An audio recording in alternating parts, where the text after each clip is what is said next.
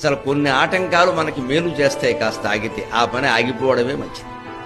ఎవరింటికో పెళ్లి చూపులు వెళ్ళడానికి సిద్ధపడతాం, మగపిల్లాన్ని పెట్టుకుని కుదరక సంబంధం వచ్చిందమ్మా, కాదండి ఎందుకు ఒకసారి ఎడదామని మంచి ముహూర్తం పెట్టుకుంటాం.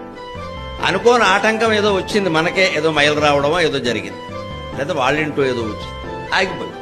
మనం ఏమనుకుంటాం, ఏమిటో ఇన్నాళ్ళు పడి చూస్తున్నాం, పిల్లాడికి పెళ్ళి అవ్వట్లేదు, 4 ఏళ్లుగా చూస్తున్నాం సంబంధాలు, ఏదో వచ్చింది అనుకుంటే పెళ్లి చూపులకి ఇలా ఆటంకం వచ్చింది, మళ్ళీ ఎప్పుడు అవుతుందో. తర్వాత కొన్ని రోజులు గడిచిపోయిన తర్వాత ఆ పిల్ల గురించి అనుకోని మాట ఏదైనా తెలిసింది అనుకోండి, మనం ఏమనుకుంటాం, అమ్మయ్య బతికి బయటపడ్డావరా, అందుకే వచ్చింది ఆటంకం.